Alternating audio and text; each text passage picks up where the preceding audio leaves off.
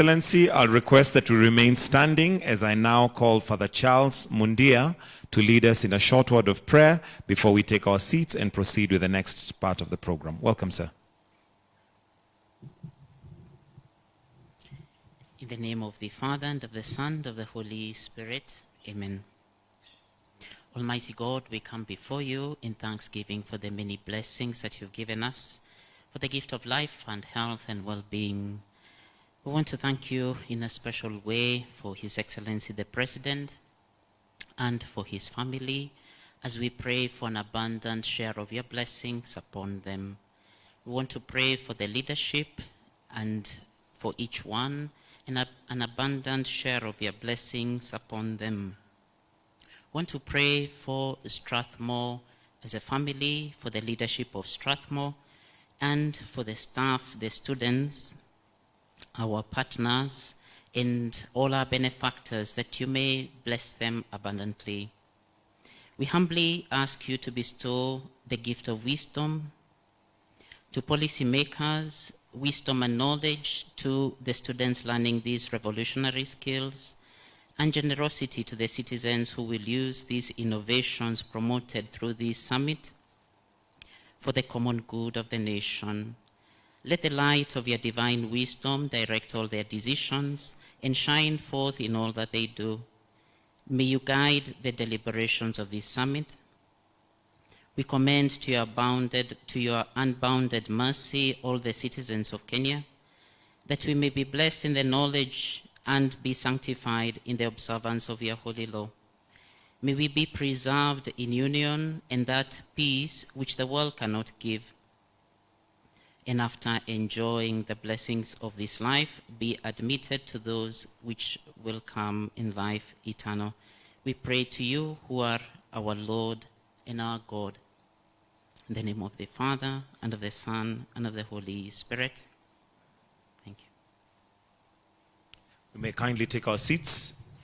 Your Excellency, the President and Commander-in-Chief of the Defense Forces, Dr. William Samoei Ruto, the Cabinet Secretary for Trade and Investment, Madam Rebecca Miano, Your Excellency, Ambassador Meg Whitman, all members of the Diplomatic Corps, Principal Secretaries present, Cabinet Secretaries that may be present, the Vice Chancellor for Strathmore University, Vincent Ogutu, the Center Director, ILAB Africa, Dr. Joseph Savilla, the Africa Continental Free Trade Secretary General, His Excellency Wamkele Mene, all invited guests, distinguished guests, ladies and gentlemen. Your Excellency, sir, with your permission, at this point, allow me to now call Dr. Joseph Savilla to come and make his remarks as we proceed with the program. We can welcome him with a clap. Welcome, Dr. Savilla.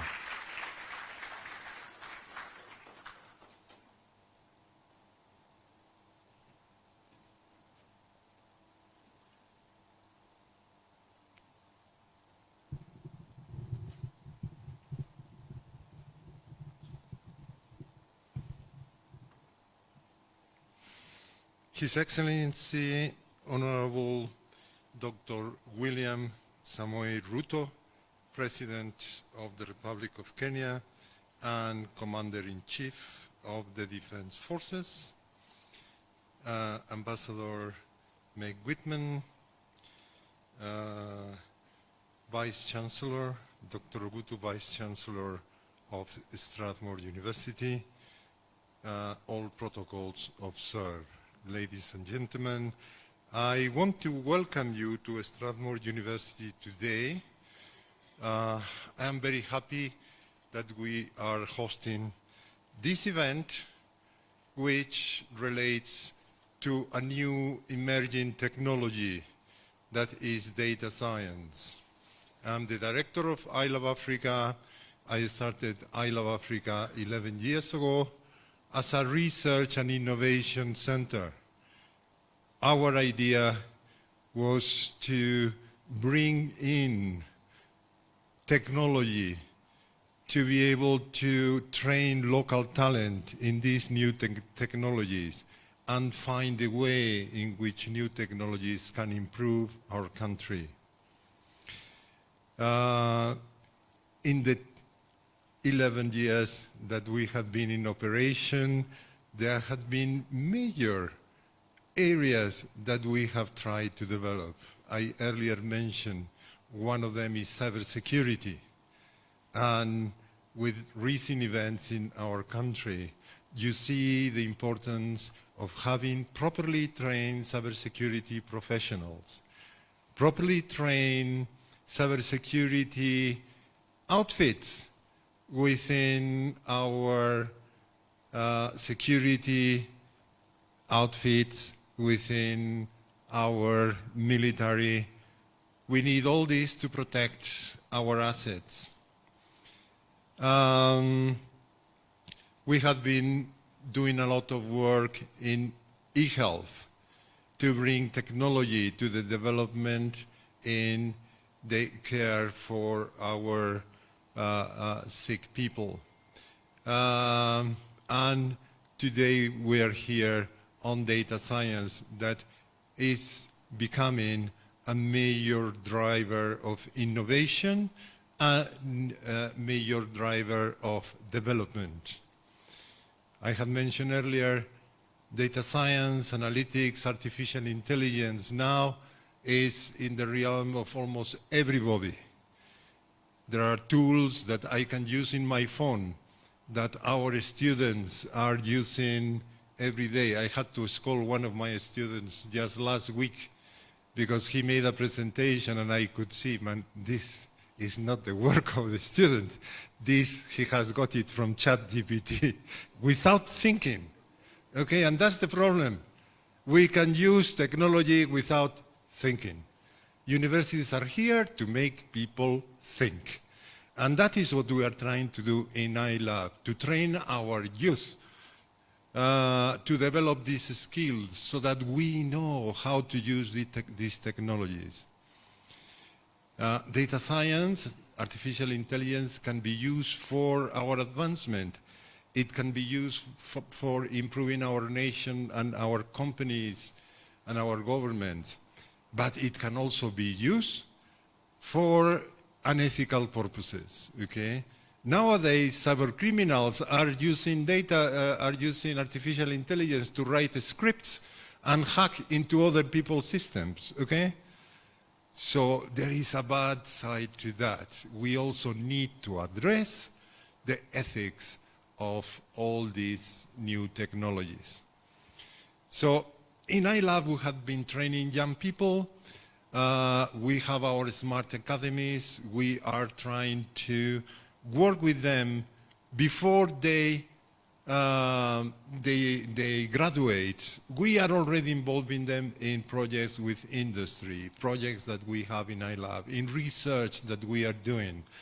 Just a few minutes ago, you saw some of the work that our students had been doing related to data science. I'm also very happy that with us is Ambassador Ryan. Sorry. It's Whitman. Yes. What? I got it. Terrible.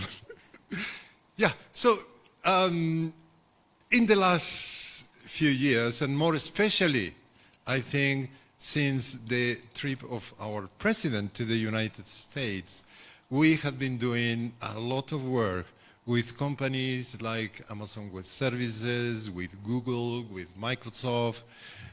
Finally, I have seen the people of Apple taking an interest in this region. And we are beginning a collaboration with them to have a center for the development of applications and to train people in Apple technologies.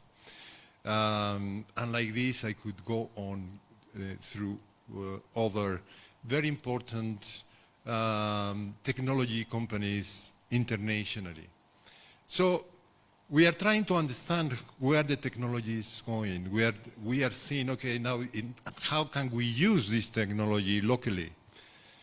And we are training people, developing these local skills so that they can bring solutions that we will benefit our society.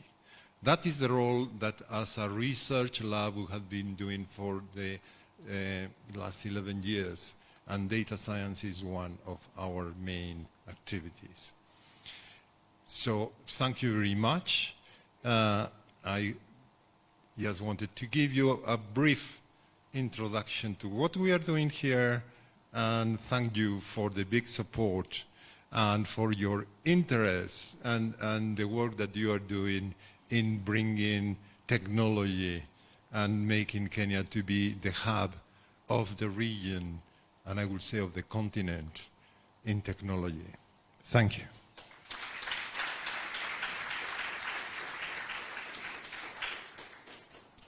And I will now, it's quite tall. And I will now call upon the Strathmore University Vice Chancellor, Dr. Vincent Ogutu, to make his remarks. Welcome, sir. Tumkaribishe kikenya na kwa makofi.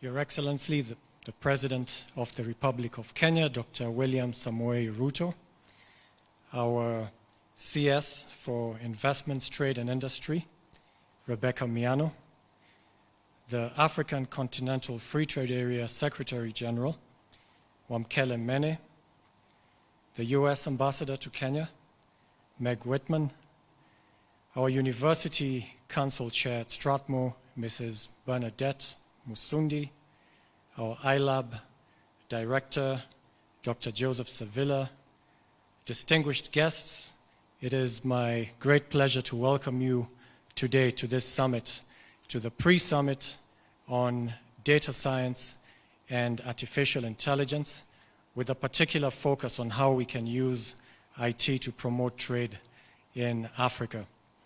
Now, it's interesting that we have the ambassador of the US here. The US is known largely as the paragon of democracy in the world. And I think President Ruto will agree that we have a special brand of democracy here in Kenya, which we're leading Africa in, and it's about democratizing knowledge. So in the continent, I dare say we're number one in democratizing knowledge using technology. So gone are the days when you needed a lot of money to access knowledge and skills. If you have raw talent, and we have an abundance of that in Kenya, then all you need is that little push, that leverage that can give you access to incredible knowledge and opportunities for building your skills. Now, this came home to us in a very special way when COVID happened. 3 weeks before the first case in Africa was reported, Dr. Sevilla walked into our office with the Vice Chancellor at that time, Professor Odhiambo, myself, and we had a meeting in which he told us, this thing that's happening in China and in Europe is going to spread to the whole world. And it's just a matter of time before the whole world, including Kenya, goes on lockdown. We were very skeptical at first because there were only 2 cases in Africa at that time, I think in Egypt and in Nigeria. It seemed so remote and far-fetched. But he insisted, it is coming, it will happen, and what will we do then? Will we shut down? And we said, do you have ideas? He said, we'll have to migrate to an online platform. Thankfully, all our students already have devices. We give them laptops when they join Strathmore. We have the online platforms that we can use, and we were going to get licenses to increase the capacity. What was lacking was training our lecturers in the ability to do that, to teach online and to have our students learn how to learn in real time online. And that is something that iLab Africa and our Deputy of Vice Chancellor, Academic and Student Affairs, Elizabeth Gashenga, is here. They all embarked on this training program an ambitious training program to just rush everyone through this training. And sure enough, 3 weeks later, the first case was reported to Kenya, and the president put the whole country on lockdown, and we were actually asked that Monday to shut down the university. So we told everyone, go home, be safe, we'll give you time to reach home. The following Monday, classes resumed. So we were the first institution in Kenya to resume educational services. And then part of what we did was to address the limitation that we had. We had the online platform, we needed cheap internet. So we created a data bundle that would be a quarter the cost of the data bundles that were being sold by Safaricom. And they told us, oh no, they'll be watching Netflix and YouTube. We said, not really. The same way you can blacklist a website, you can't go to this pornographic website. You can whitelist websites. You can say, these are the only websites that you can go to. And so we started whitelisting websites like Wikipedia, Strathmore.edu, Zoom.com. We just whitelisted the ones relevant to education, created this package in collaboration with Safaricom, and rolled it out for the use of everyone in the country, not just Strathmore. So I'm telling you all this just to let you know how much Strathmore tries to use the knowledge that we have here to serve our country. And now we have the privilege to serve our continent as well. I'm so pleased that you're here, Secretary General, and we really want to promote trade in Africa. That will help all these different economies to grow and then to provide the much needed services that the respective countries need. And we are happy to provide our expertise in technology to make that possible. So I'd like to thank you all very much for joining us today as our President launches this summit and launches this very important discussion that we have. We enjoy the partnership that we have with you. We could never do it alone. The reason you come to a university is because it's a trusted space. It is an institution that simply wants the truth to be known, to be understood, to be leveraged for progress. We have no political agenda, no any other agenda you might think of, except to just advance the cause of progress and science and humanity. And so that's why you come to us. We're a hub where we bring together government and industry and communities. And you play your part in whichever way it is by helping us tap into your knowledge, tap into your expertise, the resources that you can give us to make all these ambitious projects become a reality. So thank you very much for your presence here today, and I welcome you all very warmly to Strathmore University.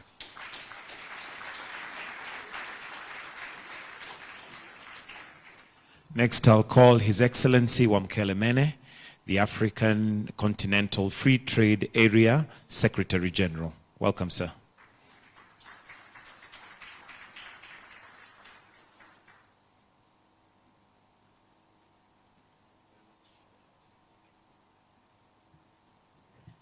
Thank you very much, Master of Ceremonies, Your Excellency President Ruto, Cabinet Secretary, Yona, Vice Chancellor of the University, the senior leadership of the university, private sector, distinguished ladies and gentlemen, Excellencies, High Commissioners and Ambassadors.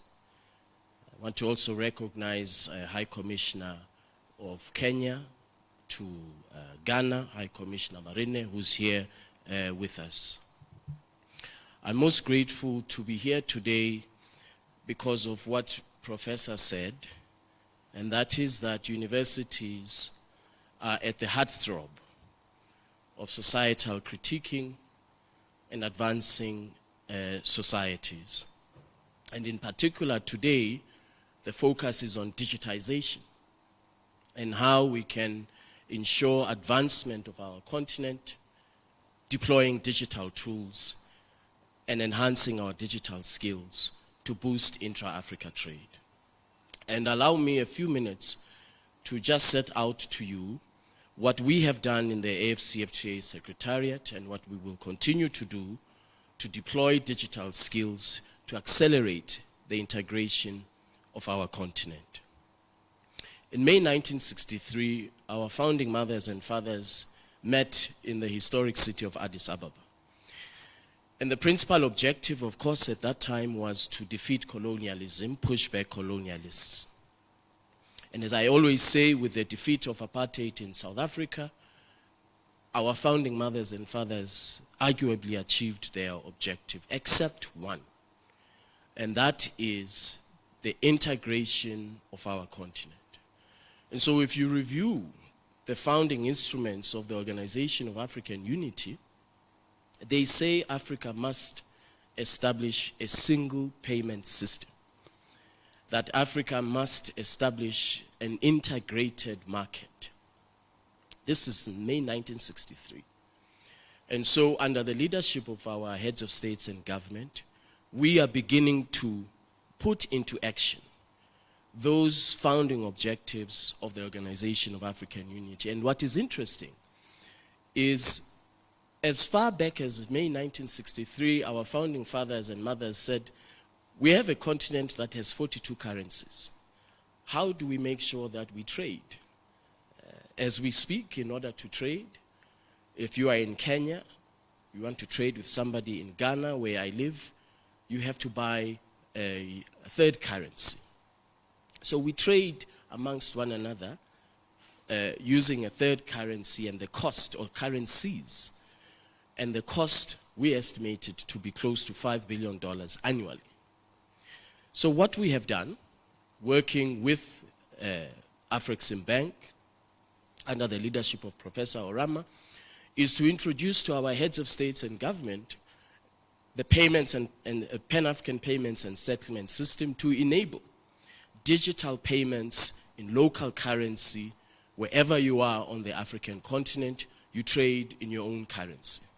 This is a significant step forward in digital innovation, in ensuring that we deploy digital skills and tools for inclusive trade. The majority of beneficiaries of the Pan-African Payments and Settlement System are small and medium enterprises and young entrepreneurs who cannot afford the cost associated with currency convertibility. This is a very important development in the history of our continent that resonates, as I say, with the founding objectives of the Organization of African Unity. It is, of course, a matter of regret that it has taken us this far to advance on some of those long-standing objectives. The second observation, again in respect of digitization and digital tools, the ministers of trade are currently negotiating a protocol on digital trade. That protocol on digital trade will provide the regulatory framework, the legal framework, the market access for digitization of the African continent, as well as establish the requisite digital infrastructure to ensure that the millions and millions and millions of young Africans who are at the cutting edge of digital innovation, that there's a platform to support their work. I hope by the end of the year, the ministers of trade will conclude negotiations of this protocol, and then we present it to our heads of states and government in February next year for them to adopt it, and we begin to implement the protocol. And some of the features of the protocol include payments, data flows, so that data can flow, can be processed, managed, and moved around the African continent. It is estimated that Africa, by the year 2035, will require 700 data centers. And those data centers must be located throughout the African continent so that we spread the benefits. More and more young Africans are trained as software engineers, and we transition Africa's economy completely to become a digital economy, as is predicted, where we deploy and aggressively implement the protocol on digital trade. And so Africa has an opportunity. We have a very, very unique opportunity in accelerating digitization. I was saying the other day that there is no reason why Africa cannot be as competitive or even more than Dublin on data centers, on management of data, and flows of data. This is the lifeline of our continent going forward. And so the mandate and what we are launching today under the leadership of His Excellency the President entirely resonate and is consistent with not just the objectives of the AFCFTA, but the long-standing objectives of the Organization of African Unity. The third point that I would mention, again in respect of digitization and trade. President, I was invited by Frank, the former CEO of Trademark Africa, then it was called Trademark East Africa, to visit the port of Mombasa. And what I saw was remarkable, how the East African community and Kenya, in terms of innovation for custom systems. You could be at the port and there is a digital center that tells you how many trucks are coming in, how many trucks are leaving the port, improving the efficiency to a very, very large extent. Now, if we look at across the African continent, the reality is that the story is not the same. So we have to rely on Kenya and the EAC to lead in the area of custom systems digitization. There are some parts of the continent where there is a one-stop border post. The immigration officials, the customs officials are seated next to each other. But the pile of paperwork is this high. And that is because of lack of interoperability of systems, lack of digitization of systems to enable more efficient trade. And so we have a very ambitious project to introduce digitization of custom systems, modeling on what has been achieved here in Kenya and the East African community. Here, I was told when I visited the port, 15 years ago, it used to take from the port of Mombasa to Kigali, Rwanda, it would take 15 days or 14 days. And today it takes 2 or 3 days for those goods to be cleared and to arrive in Kigali, Rwanda, one stamp, a very, very efficient system. So the model of digitization that you have developed certainly is a model that we should be rolling out throughout the rest of the continent. In West Africa, Abidjan-Lagos trade corridor, distance is 1,000 kilometers, 1,080 kilometers. It takes 15 days and 37 checkpoints for goods to move 1,000 kilometers.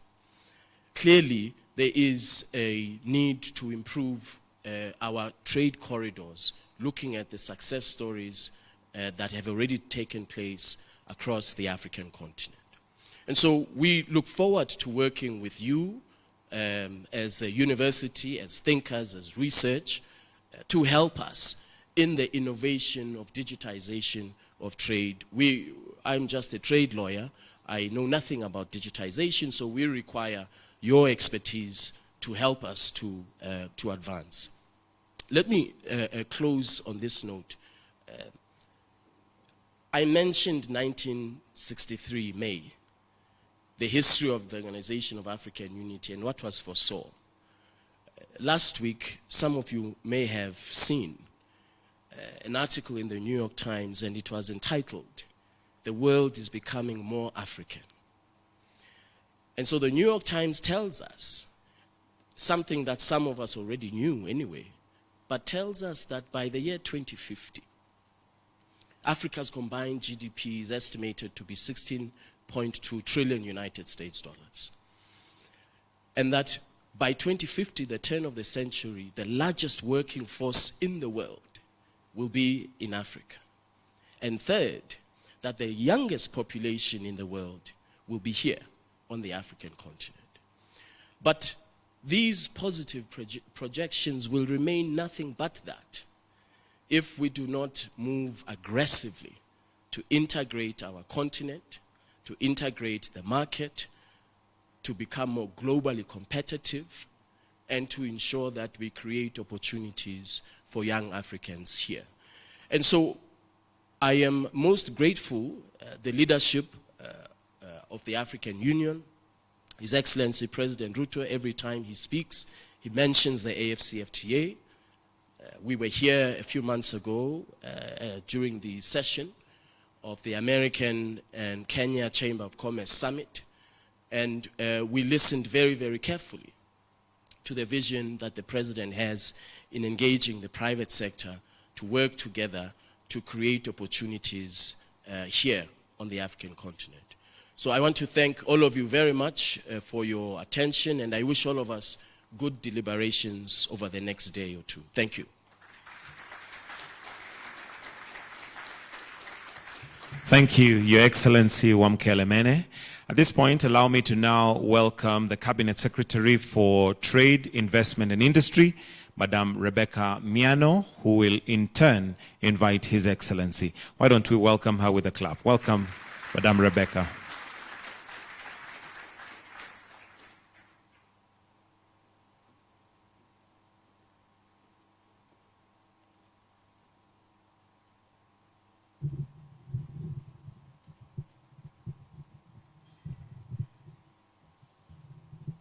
Your Excellency, the President of the Republic of Kenya, distinguished guests, ladies and gentlemen. Before I invite His Excellency to speak, I'll just share with you very paradoxical data that paints Africa, where we are, and how digital trade will close these gaps. We all know that Africa's percentage of global population is 17%. And Africa's percentage of global landmass is 20%. Africa's percentage of global arable land is 65%. Africa's percentage of global renewable fresh water is 10%. And Africa's percentage of global natural resources and minerals, including renewable energy, is 30%. That's the Africa we are talking about. But Africa's percentage of global GDP is only 2.8%. Africa's percentage of global trade, just 3%. Africa's percentage of global passenger traffic is another 2.4%. Africa's percentage of global manufacturing is another 2.8%. Africa's percentage of global energy consumption, just about 3%. And finally, Africa's percentage of global food supply is just about 8%. And therefore, the discussions that we are having today, the discussions on research and innovation and digital trade, will go a long way in closing these gaps and moving from the 2%, the 1%, to double-digit percentages. And I do believe, truly believe, that the discussions that are going on here, and even together with the Secretary General, will pay dividend very, very soon. I want to congratulate Strathmore University for all the work that they are doing. And I am very happy to note that the AFCFTA is soon concluding the protocol on digital trade, and that will be catalytic in improving the figures that I have given. Your Excellency, as I welcome you, I want to inform you that the brains in this room can easily resolve and sort out and blow out all the problems we have in Africa. It's now my pleasure, my singular pleasure, to invite His Excellency to address this gathering. Karibu sana, Your Excellency.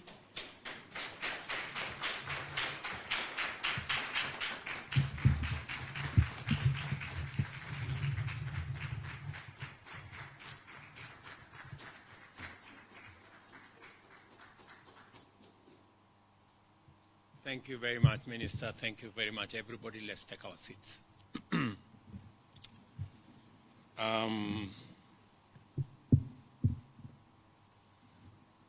The Vice Chancellor of this great university, Dr. Ogutu, and the university leadership, Excellencies, honorable members present, ladies and gentlemen, good morning.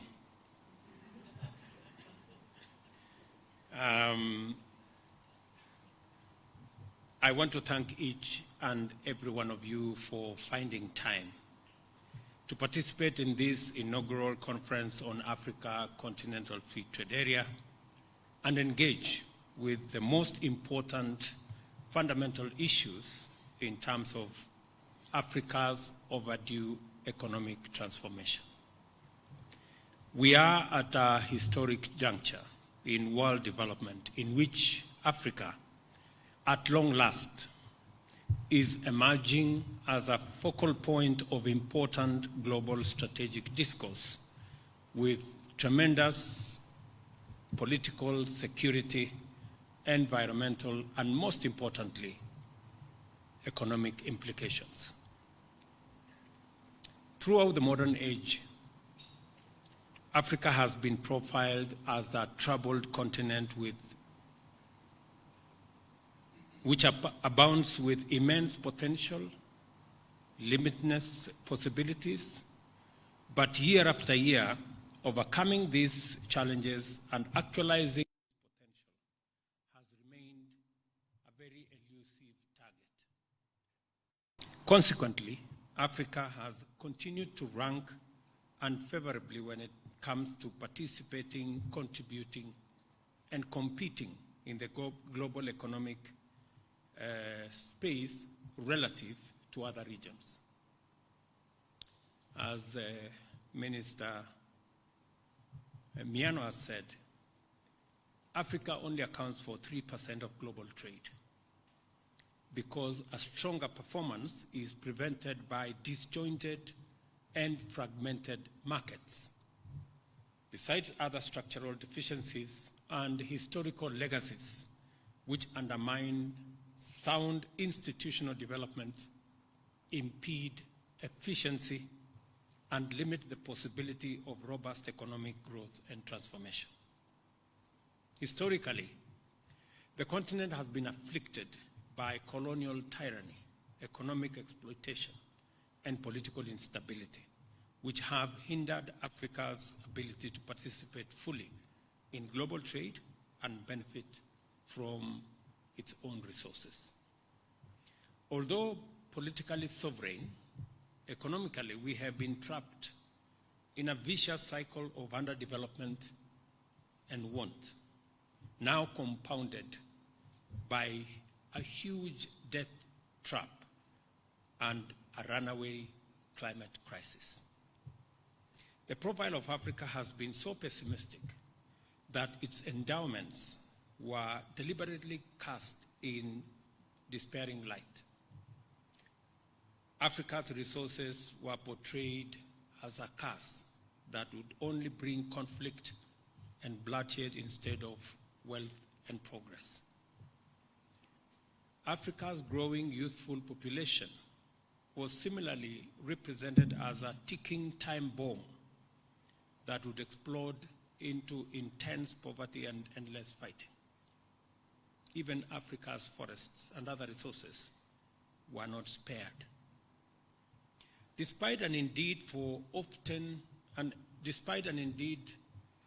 very often, because of its abundant endowments, Africa has been persistently underrated, underrepresented, and relegated to the margins of economic discourse while being at the center of negative political conversation. These conversations are changing, and I'm very happy that we are changing the narrative about Africa.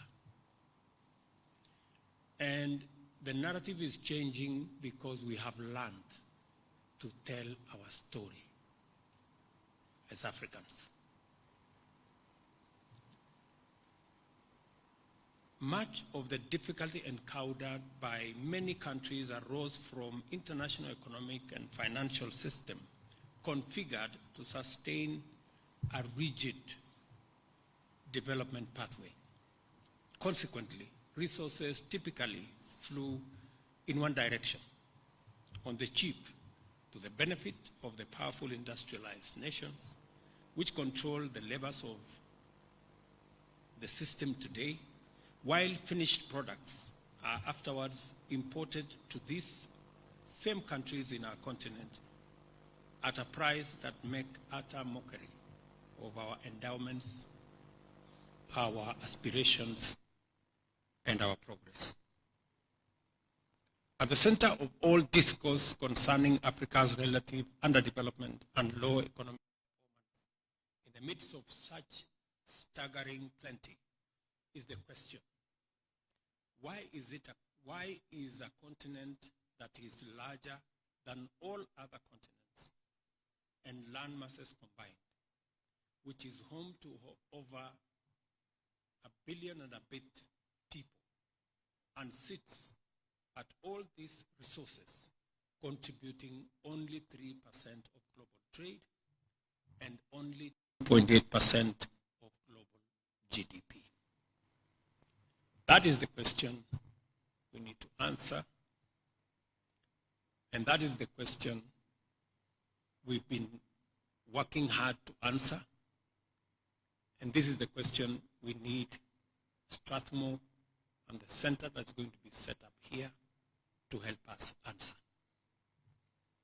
As soon as one reflects upon this question, it becomes clear that there exists a connection between Africa's underperformance in absolute and comparative terms and the equally low levels of intra-Africa trade and investment.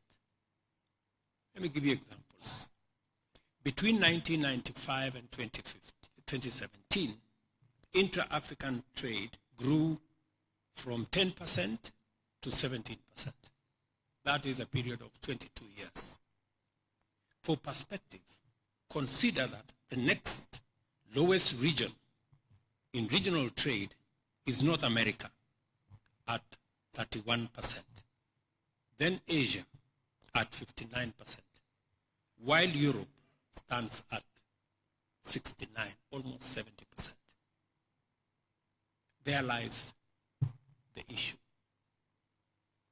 We speak about EAC because, and that's what Michele here was referring to, we have tried to tear down the barriers to East African trade.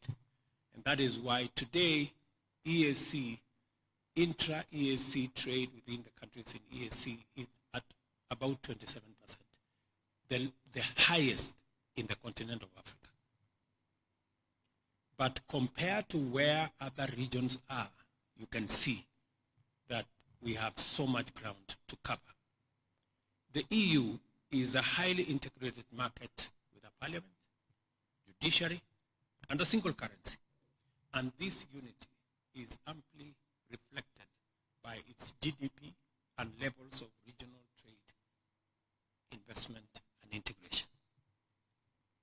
It has been clear for a while now that strengthening unity of African and deepening economic integration on a continental scale would confer on us tremendous opportunity and benefits on a scale commensurate with our stature, profile, needs, and aspirations. A decade ago, therefore, the African Union laid down the agenda to guide our endeavors to achieve this goal by 2063 through a development roadmap which envisions an integrated, prosperous, and peaceful Africa driven by its own citizens and representing a dynamic force in the international arena. This agenda explicitly sets out the direct connection between Pan-African unity, economic development, and peace and security, at once exposing the fundamental economic drivers of our failures and fundamental economic vision as the engine of unprecedented African transformation. Today, Africa is beginning to hum with the energy unleashed by the unfolding of innumerable opportunities thanks to regional and Pan-African integration. Trading has commenced under the Africa Continental Free Trade Area. And even in these early stages, the potential to rapidly grow intra-African trade beyond earlier projections is very evident.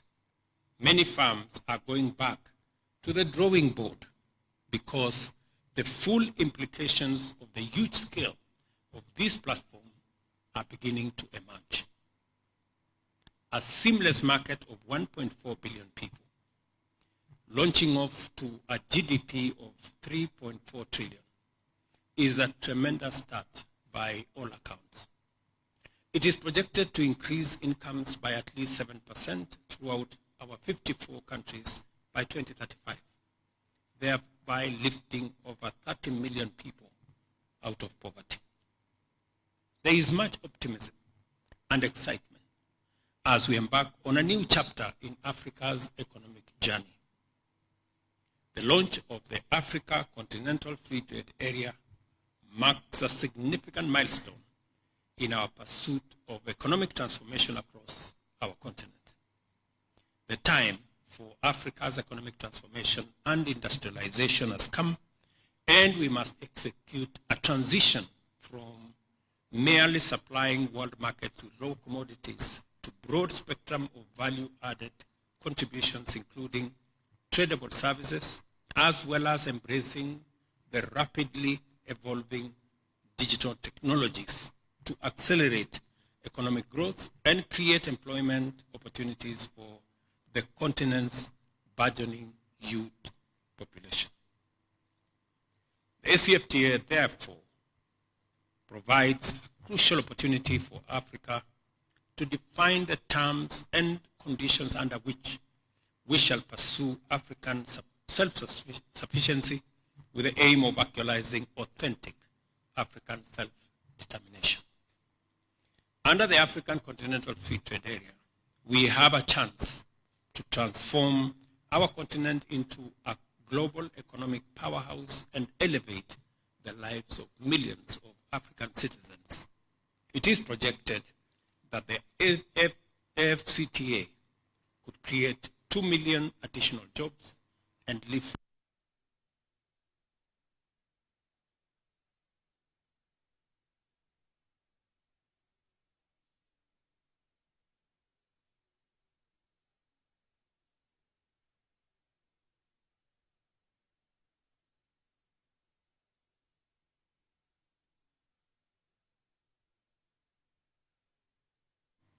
a market of 1.4 billion people, as I said, and a combined GDP of US dollars 3.4 trillion, thereby creating unprecedented opportunities to accelerate economic growth and transformation, foster regional integration, and improve the lives of millions of Africans.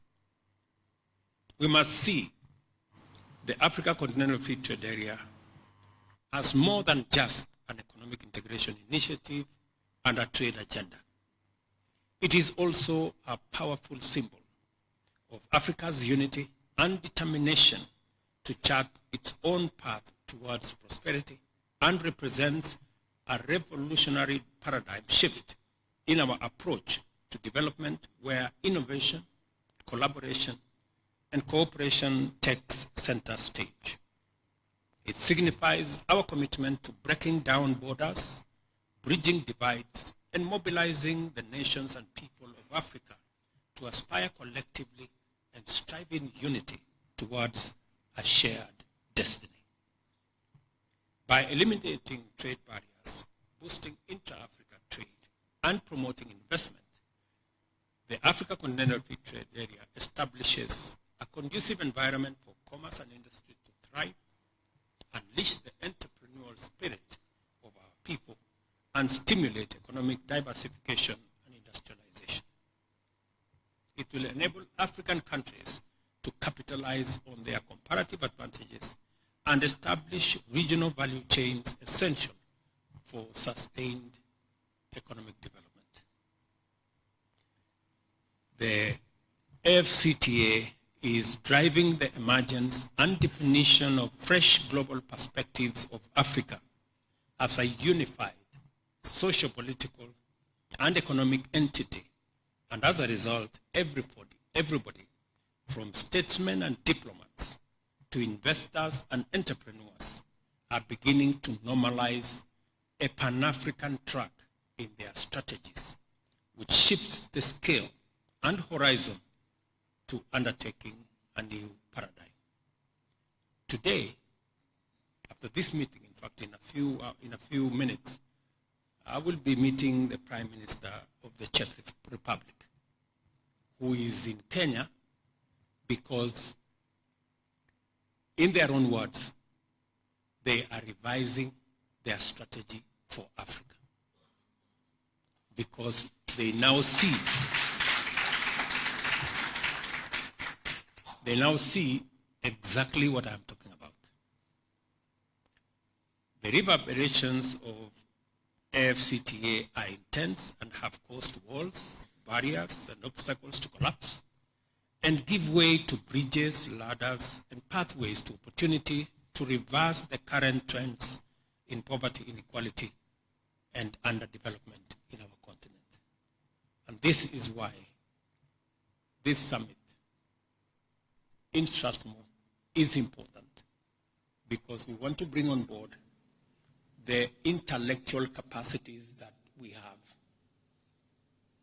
the space around trade, and the leverage we can get from technology to come into play so that we can leapfrog some of the challenges others have had and be able to tap into the space that exists, turn our potential into opportunity, and opportunity into tangible benefits for our continent.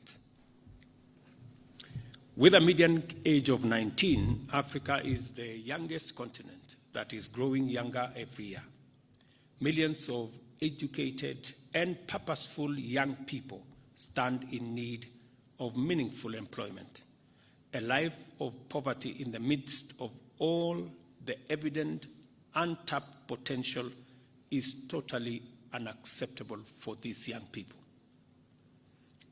AfCFTA gives us the opportunity to transform Africa's youth bulge from a ticking time bomb to a generational asset and a demographic dividend.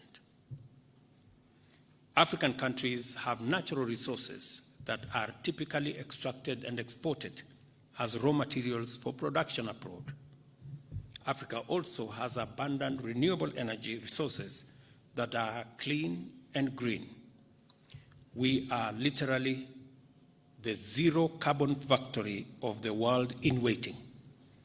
We are not just waiting, but preparing eagerly for the opportunities to employ our youth, attract investment, grow manufacturing industrialization potential, and power the next phase of global green industrialization revolution.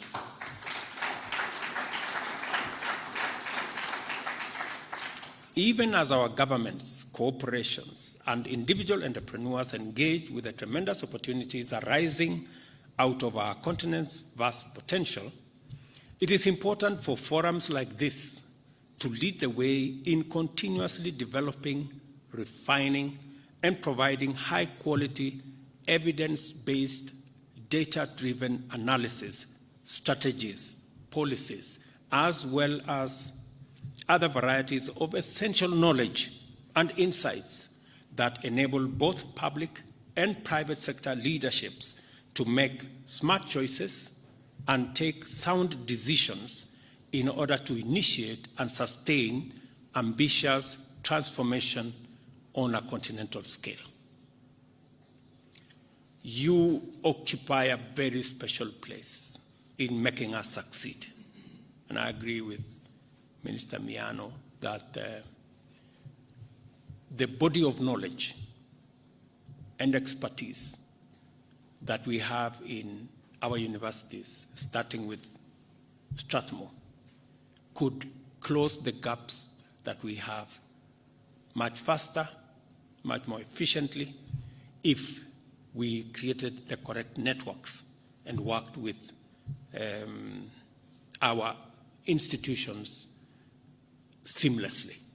In other words, we are not going to take chances with this unprecedented moment in the history of global development. Rather, we are investing in and supporting the development of relevant strategic, analytical, and advisory bandwidth to make sure that our public and private sectors enjoy sustainable access to the best intellectual capacity and resources available as they formulate policies, strategies, and set out to succeed in a brave world that we all want to be part of.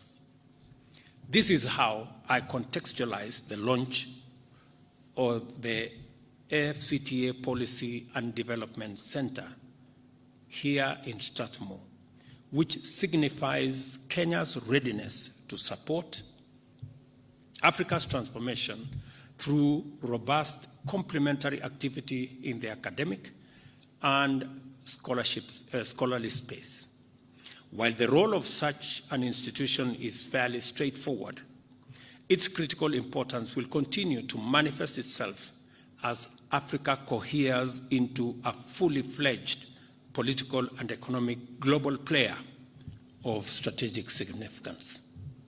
So it may start small, as it certainly will, but I am very confident that further down the road, its space, its capabilities will be evident. It is good to start early. I know maybe we are asking ourselves whether we've started, we've not done the correct homework, maybe we've not done things as we should. But let me encourage you and tell you this. It is good to start early. Wole Soyinka, our foremost African elder, admonishes us that you must set forth at dawn. And our young people here in Kenya paraphrase it to say, mapema ndio best.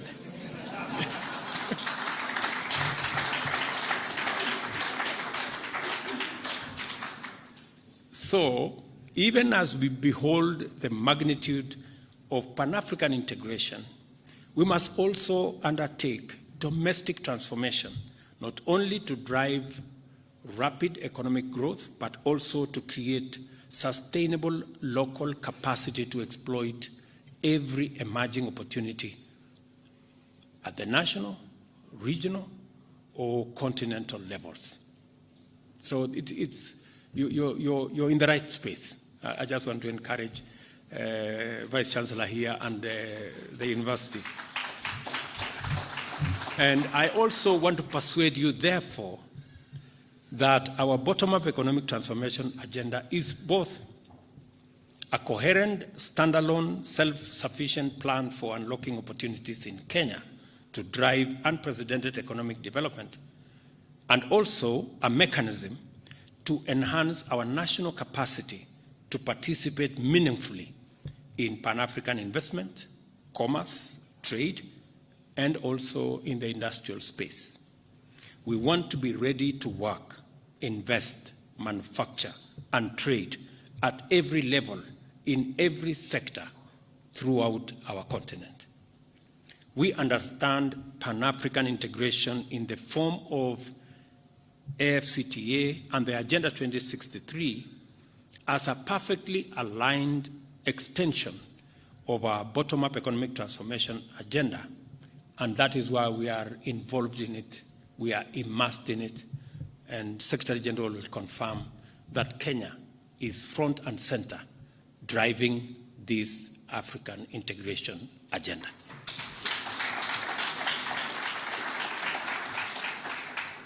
Early this year, in February, during the Ordinary Assembly of Heads of State and Government, we adopted accelerating the implementation of Africa Continental Free Trade Area as the overarching theme for this year.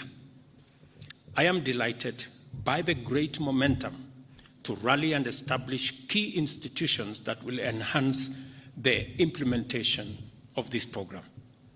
It is also encouraging to learn that an important facility, the ACFTA Adjustment Fund Corporation, has already been launched and is domiciled in Kigali, Rwanda. And here today, we are launching one of the most critical institutions that will significantly catalyze the implementation of AFCTA, the AFCTA Policy and Development Center here in Strathmore.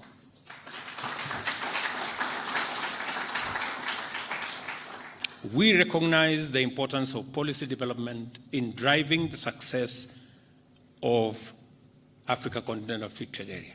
It is also through strategic, well-crafted policies that we can create an enabling environment for business to thrive, facilitate investment flows, and promote fair and equitable trade practices.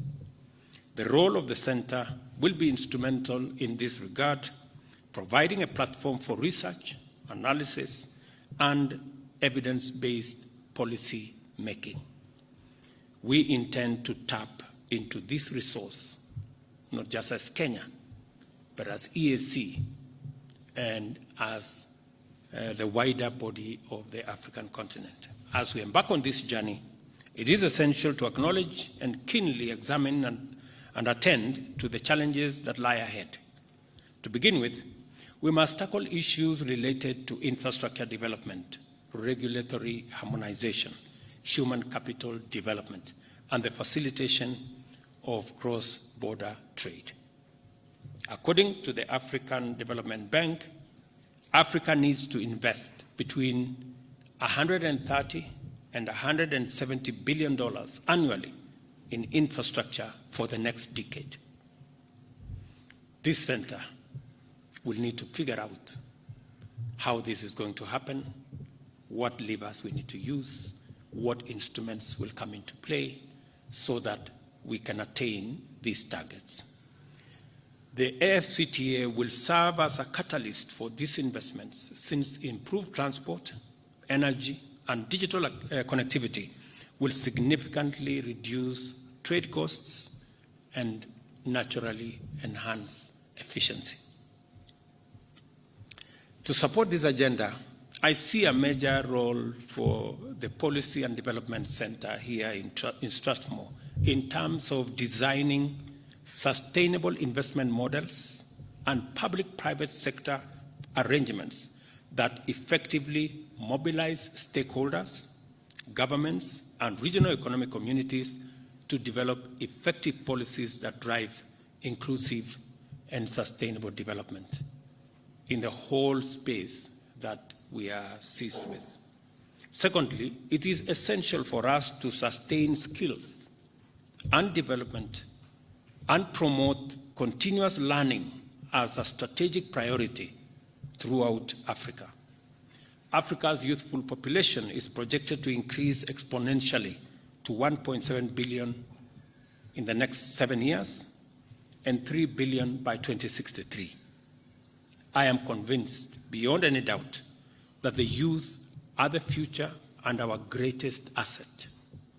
By investing in education, vocational training, and research and development, we can unlock the innovative potential of our youth, equip them with the necessary skills for the future, and keep them at the forefront of Africa's economic transformation.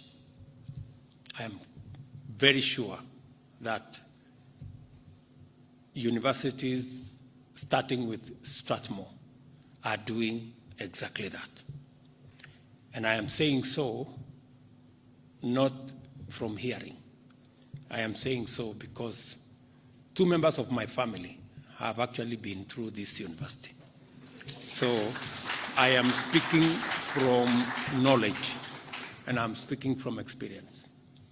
And so that's what must happen continuously with all our other universities. Furthermore, it is imperative that we foster a categorically pro-business environment characterized by transparent and predictable regulations, robust legal frameworks, and protection of intellectual property rights. This will attract foreign direct investment, encourage local entrepreneurship, incubate innovation, and promote responsible business practices that create quality jobs and contribute to sustainable development. And I am completely aligned with what the Secretary General of SCFTA mentioned on 2 issues. The easing of trade, especially on payment of goods and services in our continent. How do we marry the efficiency of our trade with which happens in different currencies? And in the Africa Heads of State Assembly in February next year, we will be adopting the Pan-African payment system that has been crafted by Afrexim Bank as the instrument that is going to allow this continent to trade in our local currencies and avoid the unnecessary loss of about 5 billion shillings in trying to transact in different currencies. So we are properly aligned. In fact, Kenya is a champion, and we've been asked to host the headquarters of the Pan-African payment system in Kenya. And because we are leaders in the technology space, and because we are also promoters of African Continental Free Trade Area, and any institution that supports the integration of our continent, we have gladly accepted to host the headquarters of the Pan-African payment system in Kenya. Let me also confirm that technology is going to play a very important role. And that is why I agree that the ministers are going to conclude on making sure that we bring legislation, we bring regulation, and we agree on how technology is going to support our trade capabilities and possibilities. And as a result, the whole tech space is a space that we must pay very special attention. And it is the reason why I traveled to America, to the Silicon Valley, with the assistance of my good sister Meg, so that we can speak the language of technology to the leading companies globally. It is the reason today the chair of iLab here says Apple is looking at opportunities in Kenya. They have never imagined that they can look for opportunities in Kenya. But because of the profile we have created, because of the pitching that we have made, and because even them, they can now begin to see opportunities in Africa, because that's where the future is. We are now beginning to leverage on interests in our continent. I want to confirm that Kenya is already aligned in terms of data centers. We've already committed 1,000 acres in Naivasha for the development of data centers with green energy, because we believe that this is a service that we do not need it just for Kenya, We need it also for the region. And this is one export we can also export globally. This is one export we can export to America, you know, and we can balance our trade, and we can export to Europe. And that's a space that we intend to take charge and make sure that we deliver on it. And so technology is going to play a big role making sure that our business people are not unnecessarily encumbered by looking for this currency and that currency to be able to trade. We will try and see whether we can take that out of the equation so that they can concentrate on enhancing trade between all our countries. So we are properly aligned. We are, Kenya is in the right space for us to be able to move this forward.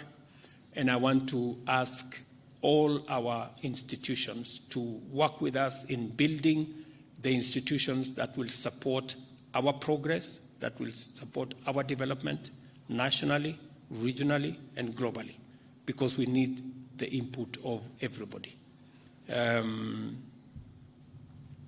I believe that the launch of the Africa Continental Trade Area Policy and Development Center represents a pivotal moment in Africa's development journey. It provides a platform for us to work together in a borderless, cross-sectoral, multidisciplinary, and inclusive manner to build a prosperous future in which Africa is a globally competitive driver of world economic affairs. And I welcome all of us to put forward your best ideas, your best perspectives, your best insights in making sure that this works, not just for Strathmore, but not just for Kenya, but ultimately for our continent and for the world. So again, I want to say thank you very much for welcoming me to speak on this subject, which is very dear to me, which I am very passionate about. And I am truly encouraged that we are going to have this center in Strathmore as we build the institutions that will support our thrust and push as we develop our continent and as we get Africa to play its rightful role, which has been long in coming. But I think we are finally there.